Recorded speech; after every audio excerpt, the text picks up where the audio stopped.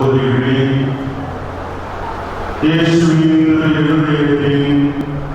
பக்தர்களே, உங்களோடு ஒரு திருப்பயணியாக இணைந்து இந்த புதையிலே இயேசுவின் இதயத்தினுடைய புகழை பாடவும் உங்கள் ஒவ்வொருவருக்காக அன்றாடவும் இறைவன் எனக்கு அருளை செய்த இந்த நல்ல வாய்ப்பிற்காக நன்றி கூறுகிறேன்.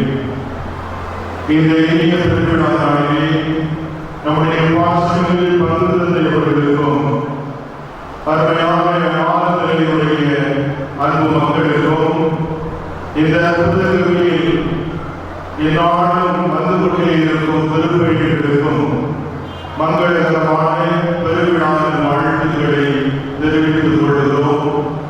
இந்த திருப்பணியில் உங்களுக்காகவும் உங்கள் குடும்பங்களுக்காகவும் உலகிற்காகவும் குறிப்பாக துன்புற்றுக் கொண்டிருக்கும் மனிதர்களுக்காகவும் ஒப்புக் கொடுத்து ஆண்டவர் இயேசு இந்த உலகத்திற்கு அருள் செய்த வாக்கு தந்து உண்மையான நிலையான உலகம் தர முடியாத சமாதானத்தை ஒவ்வொருவருடைய இதயங்களிலும் இல்லங்களிலும் அவர் விதிக்க வேண்டும் என்று உங்களுக்காக ஜெபிக்கின்றோம்.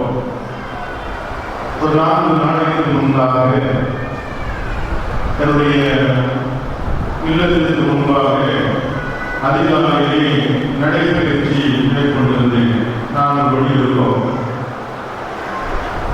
அந்த கிரௌண்டில் நான் நடந்து வருகின்ற பொழுது ஒரு மூலையிலே எங்கள் ஊரில் பிரபலமான இயேசு ராஜா தேவி அங்கே இருக்கிறது. அந்த தேவிக்கு அருகிலே வந்தபோது என்னை அறியாமலே ஒரு ஜெபம் வருகிறது. நான் இந்த நாட்களில் அந்த ஜெபம் சொன்னது, சேசுவே என் இதயத்தை நீங்கள் எடுத்துக்கொள்ளுங்க, உங்கள் இதயத்தை எனக்கு தான். இது ஒரு ஜெபம் என்னை அறியாமலே வருகிறது. எனவே அந்த நடைபயிற்சி முழுவதும் இந்த வார்த்தையில் தான் நான் சொல்லிக் கொண்டே யோகாக சொல்லிக் கொண்டிருக்கிறேன். என்றாலும் என்னுடைய மனதிற்குள்ளே என்னாலும் வராத இந்த ஜெபம், என்னுடைய இதயத்தை நீங்கள் எடுத்துக்கொள்ளுங்க, உங்கள் இதயத்தை எனக்கு தாருங்கன்னா, இது ஏன் இந்த ஜெபம் என்னுடைய இதயத்திற்குள்ளே விசேஷமாக உள்ளது என்று நான் யோசித்து பார்க்கிற பொழுது என்னுடைய இதயத்திலே ஏதோ ஒரு முறையிலே ஒரு சின்ன கோளாக இருப்பதாக தன்னுடைய மனசாட்சியாக சொன்னது.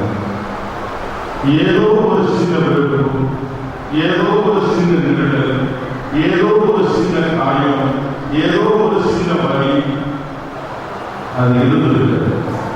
எனவேதான் இதை அறியாமலும் அந்த ஜெபம் வந்தது என்று நான் கருதுகிறேன். அதையே இங்கே மறுபடியுடைய மையமாக வேண்டும் என்று நான் விரும்புகிறேன். இயேசுவின் திருதயத்தினுடைய பெருவிழா கடவுளினுடைய அன்பை குறித்து தியானிக்கிற விழா.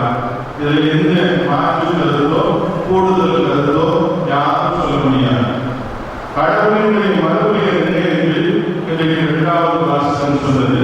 கடவுளுடைய மறுபெயர் அன்பு, அவ்வளவுதான். இதையும் யாரும் மாற்றி பேசவும் முடியாது, இதையும் யாரும் கூடுதலா செய்ய முடியாது, கொடுக்க முடியாது.